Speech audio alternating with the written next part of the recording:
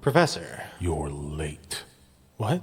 You are late. You know we do our file viewings every Tuesday at 7 Central Time. I'm sorry. I was busy. Busy? Doing what exactly? I was trying to find the perfect file for us to listen to this week. There are an infinite amount of files that we can listen to.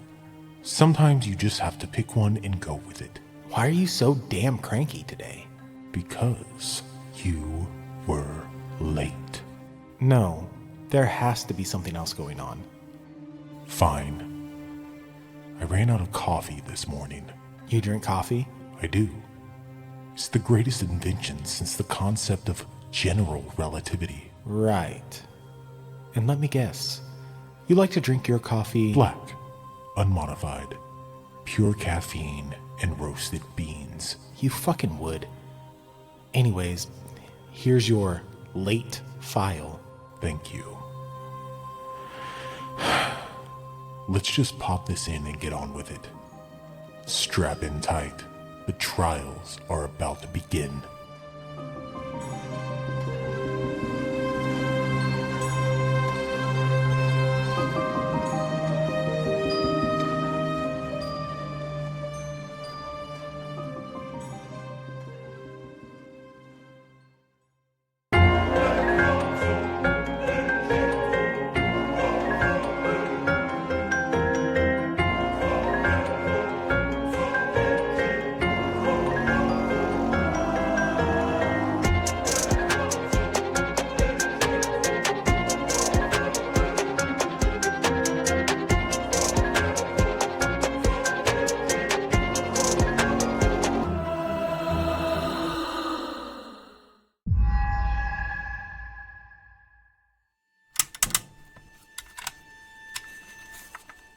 Once again, Detective Wright finds himself sitting at his desk, burning the midnight oil, trying to solve another case. This year had been rough on him and the whole department. Crime had gone up, and they had more missing person cases, cold cases, and unresolved murders than the last 3 years combined. The department was overworked, understaffed, and right out exhausted from all the hours that they had been putting in.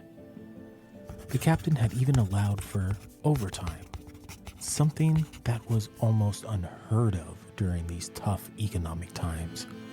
Tax dollars and donations can only go so far, and the people want to be sure that their hard-earned money is being put to good use. And lately, with all these cases, Wright felt like every mountain he climbed was met with a gaping valley to cross. So he was here, instead of at home, tucked in his bed next to his wife Mary. And if he was being honest with himself, he didn't even know if he would be welcome into his own bed if he were at home. He has been distant, consumed by his work and his duty to his community. And with that came the issues at home.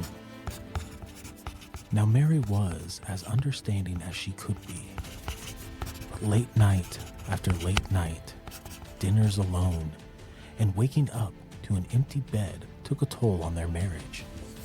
And as hard as he tried to make things right, the stress of it all broke him down. He found himself tired and cranky day after day, the pressure from his superiors, the media, and the community making it difficult to breathe some days. So in the dim light of the little green banker's lamp on his office desk, Detective Wright pulled out a tape recorder. One of the few things that were familiar and constant in his life. One thing that was always within arm's reach, ready to take in his thoughts and feelings about a case. One thing he could always rely on to give him the information he sought out. This tape recorder itself was unremarkable. Just a small and outdated black device, one that fit perfectly within his hand. And even though the device was small in size, it held a plethora of information, ranging from the interviews of their top suspects on certain cases to information depicting a set of brutal murders committed in the last few weeks. The device was a powerhouse, and all it ever needed to run was a cassette tape and a good set of batteries. Now, the tapes held no confessions, which was frustrating. Just hour after hour of a cat and mouse game played between good and evil. Wright doing his damnedest to get anything out of anyone. A lead, a slip-up, a fucking break. But it never seemed to happen. All this work, all this time, and all he had to show for it was his failing marriage and a growing pile of dead bodies. And they say that insanity is doing the same task over and over again, expecting different results. And while that may be true in most situations, within this line of work, repetition is key.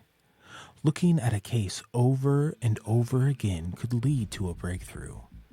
A word or a phrase once missed in an interview, or the tone of someone's voice shifting ever so slightly, could make all the puzzle pieces fall into place. So Detective Wright had given himself the task of listening to these tapes to find any slip-ups, any inkling of additional clues to put this murderer behind bars.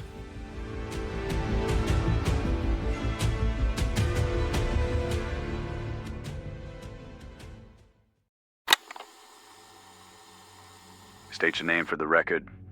Jim Landry. Okay, Jim, let's start simple. Tell me where you were last Tuesday, November 4th. Detective Wright could picture the small concrete floor interrogation room, with a small square stainless steel table in the center of the room, and 2 folding chairs. One wall held the two-way mirror where Detective Wright was actually sitting, hiding during this interview. And this is where he would remain until an arrest could be made. As he listened to Jim Landry's voice, he pictured him during the encounter. Average male, 6 foot, clean-shaven, parted hair slicked back and a button-up and slacks. He was average. He looked average. He worked at an average job as a lab tech. Detective Wright leaned forward, focusing in on the interview that was playing. Well, I guess I would have been working, same as always. That's the nice thing about a regular 9 to 5. Yeah, I'm going to be working 9 to 5. Jim, you seem intelligent. I mean, you're a lab tech. That takes order and skill, no room for errors. And that's the thing about the crime scenes we've been going over. They are perfect and pristine. I'm far from pristine. I'm just your average Joe working an entry-level job. I'm no genius. Okay, so help me understand then. Why would someone like you be connected to something like this? Detective Wright could hear the file folder hit the table between them. He remembered watching the crime scene photos shift within their manila file, sliding ever so slightly out from underneath their cover. And he didn't need to see those photos. The images were burned into his mind. They haunted him in his waking hours and produced nightmares while he slept. They were the victims of DaVinci. Each photo showed a woman naked and spread out like the DaVinci drawing of the Vitruvian Man. Oh, these are real-life photos of people pose as the Vitruvian Man. A timeless work of art by Da Vinci. The original drawing transcended art and symbolism. A simple pen and paper sketch drawn in 1490. A man, nude and positioned in a way that the arms and legs depicted perfect symmetry, connecting art, science, and geometry to categorize the human body as a perfect geometrical vessel. Each body part, each intersecting line, representing something significant. Do you see the circle here? It represents the cosmos, infinite and divine. The square there depicts the earth, our physical human-made world. And the man is sprawled out, reaching and connecting the two, becoming the glue that is at the center of humanity, heaven and earth. It's all quite fascinating. How humans are a measure of all things. Francis, did you know the length from one fingertip to the other is the same as your height? The body is beautiful and perfect, the junction point between realities. Humans can exist in both, just as DaVinci depicted. The photos on the table showed a perfect circle around the body drawn in blood. There were no extra drops or smears anywhere. So you left a pattern at the scenes. What do you mean? Are you saying I did this? Hey, evidence is evidence, and evidence doesn't lie. These early interviews just got the odds and ends, the wins and wheres, when Jim was just a lab tech 9-to-5 working Jim. But the evidence started coming in, and his mask started to slip. He couldn't hide anymore. His alibis turned out to be lies, and his patience was starting to wear thin. If I have told you once, I have told you 1,000 times. I did not know Nancy. I did not know Sarah. I understand they both had labs done at my location, but it's one of the 2 labs in town. In fact, this precinct gets its annual physicals processed there and testing done at our location.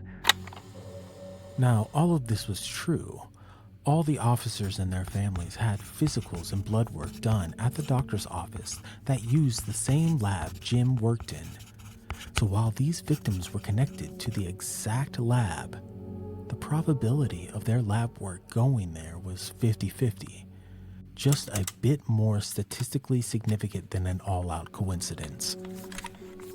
Victim number 1, Nancy Truder, was a middle-aged, widowed woman with 2 grown children. Recently retired, and her retirement was cut short by Jim. It was a stormy evening, loud, with the crashing thunder drowning out his entrance into Nancy's home. He was covered from head to toe in protective gear, and he slowly trekked through Nancy's house into her room where Nancy slept. He laid a rag over her face and used a heavy object to smash her head in. And from what Detective Wright had been told by the ME, her death wasn't immediate, but it was certain. Once she was incapacitated, Jim undressed her and placed her in the center of her bedroom on the floor. There were no signs of assault to Nancy, which despite her demise, was at least one thing that didn't take place. And due to Jim's meticulous manner of doing things, the officers were able to process the crime scene relatively easy. They could tell the symbolism between what he did and how it closely resembled that of DaVinci's work. But the most confusing piece was the blood surrounding Nancy. And per protocol, it was tested. But it wasn't hers. Detective Wright began to think to himself.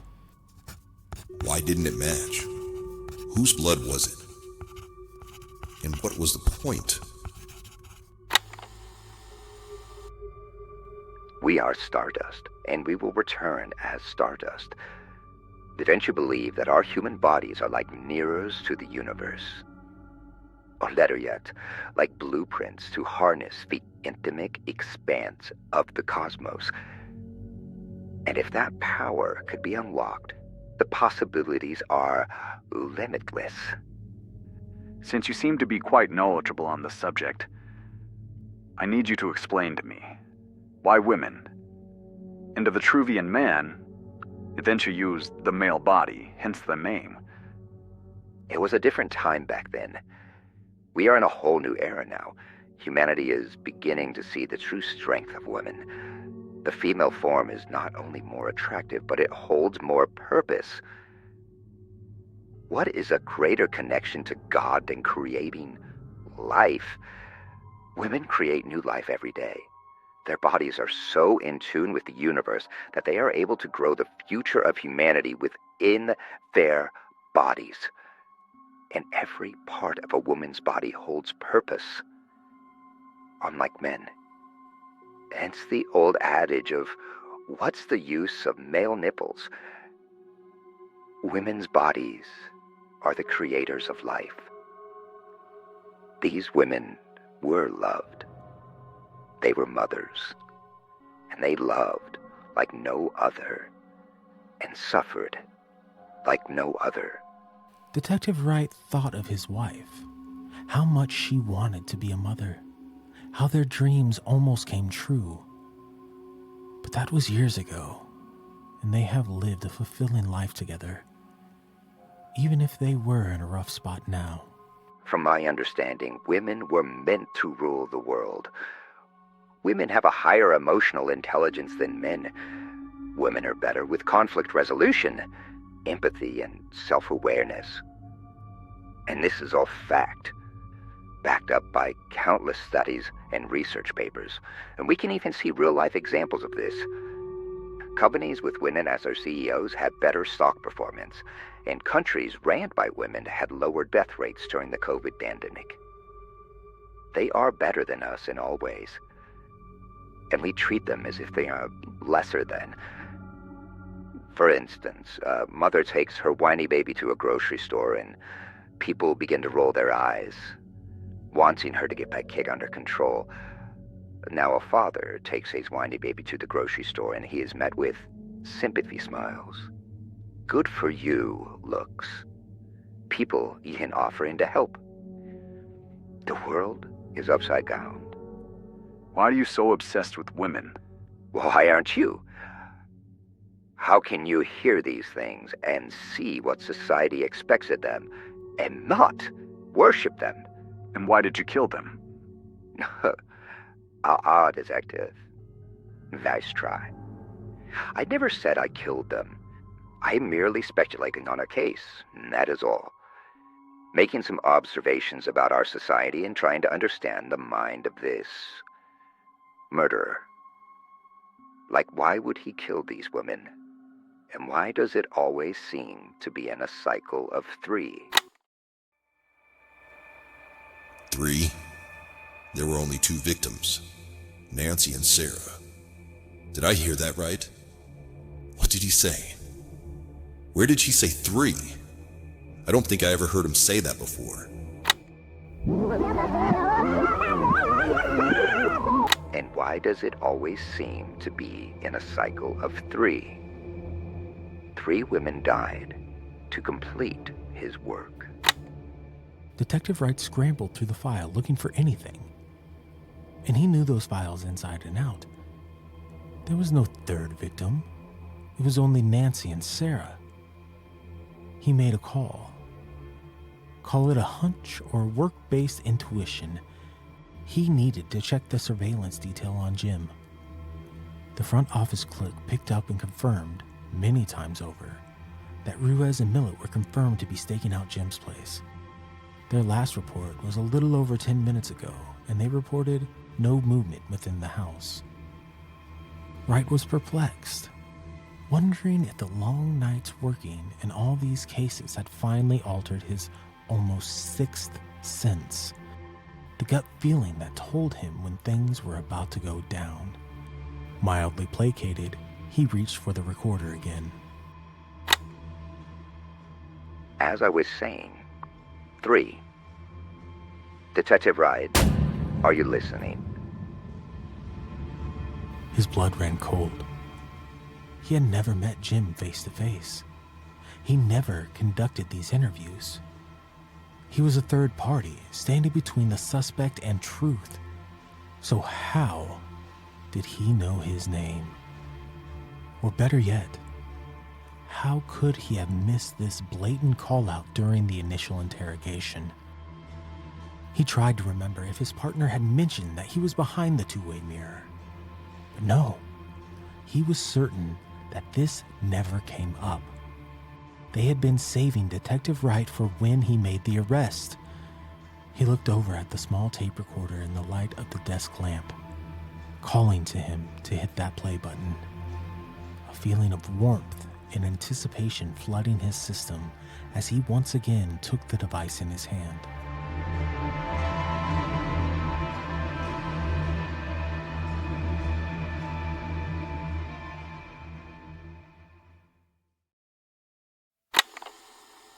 You see, there is a reason for everything, Detective Wright.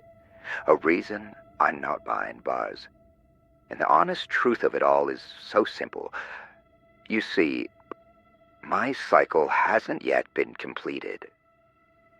And because of this, I am untouchable. It was so easy to get out of my house, Detective. Your two goons were too busy eating their fried brown-bagged lunches when I got out, and Maid barely even noticed me slipping out the back door and making my way down the alley. He couldn't believe what he was hearing. This was a pre-recorded tape, wherein the interviews took place days ago. How could the tape be talking directly to him, calling him by name? He opened the recording device, took out the tape, and examined it. There wasn't anything that stood out to him. The cassette didn't appear to have been tampered with. The coloring on the label was still the same, and the heading of the tape in question was in his handwriting.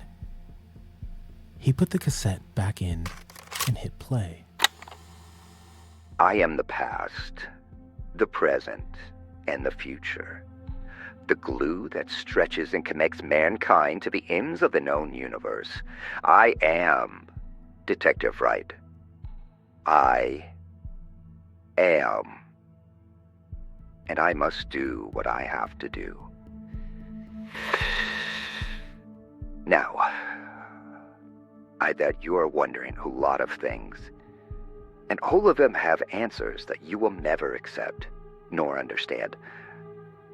But let me clear one thing up for you. The cycle of three. I remember that is sacred within the geometric foundations of your reality. It is divine and hardwired into what I do. So no matter what, there was always going to be a third victim to send me on my way. And this last woman, well, she really is the hero of the story.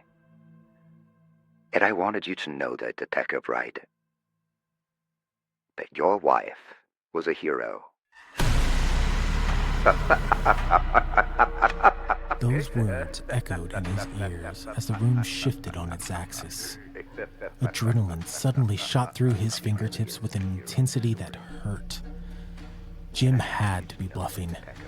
How would he have escaped surveillance, committed a murder, and recorded this tape? There is no logical way that any two of these things could have happened at once. The recording was still playing. Detective, I wanted to thank you for the sacrifice of your wife. I knew I liked her when I first met her at the lab. She was shy and quiet, but after waiting for her blood work, she opened up to me. I did have to share some personal and untrue details about my non-existent wife. And wouldn't you know it, she was so comforting, talking me through my wife's made-up miscarriage. She even mentioned how common they were, and that sadly, even she had one. But it wasn't a miscarriage, was it? The baby was born.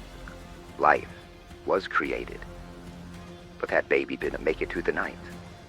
And even though your precious child died right there in the hospital, she still held her head strong. She still hoped to try again and make right what initially her body got wrong. Do you even understand how much strength that takes? Do you know how strong your life even is? I highly doubt you do. But that was when I found my final sacrifice. That is when I knew it had to be her. She had wisdom, she was a leader, and she was a mother, even if it were for a brief moment in time. He tried to understand what he was hearing, and none of it made sense. The only thing he could think to do was call home.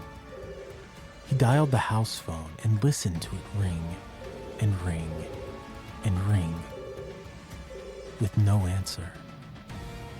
He slammed the phone down on the receiver and threw the tape recorder across the room. Jim's words bouncing around his skull like a clown juggling jackhammers. Complete the cycle. I am the past, the present, and the future. It's all connected. He had to go home. He had to check on Mary. And he knew that the officers that were staking out the sadistic fuck's place were less than a mile from his house. He was able to get a direct line to Ruiz, telling him to leave the post and do a wellness check on Mary. He needed it to be top priority, as Jim had made a direct threat on her life. And he let the officers know that with this new evidence, they were to take Jim in. And they didn't need to play nice with the arrest. Grabbing his coat and rushing towards the door. Detective, I know officers are heading to your home, but if you would like, I have a spoiler alert for you. You have all the information you need right on your desk. Remember how each circle of blood around the bodies wasn't from that specific victim. When Nancy was found, the blood that made up the square in the circle was not hers. And when Sarah was found, it was the same. But you were able to make the connection that the blood of Nancy was found around Sarah, connecting the two. And no matter how hard you tried, you could not find out who the blood belonged to around Nancy. It wasn't Nancy's. It wasn't Sarah's. So who could it be, Detective? Let's think. You know the blood type, right? And it was rare, right? Go look it up and see if it rings any bells. Detective Wright pounced on his desk, ripping through the files, fearing for the worst. He found the blood report for Nancy's crime scene. AB negative. Mary was AB negative. Ring, ring, Detective.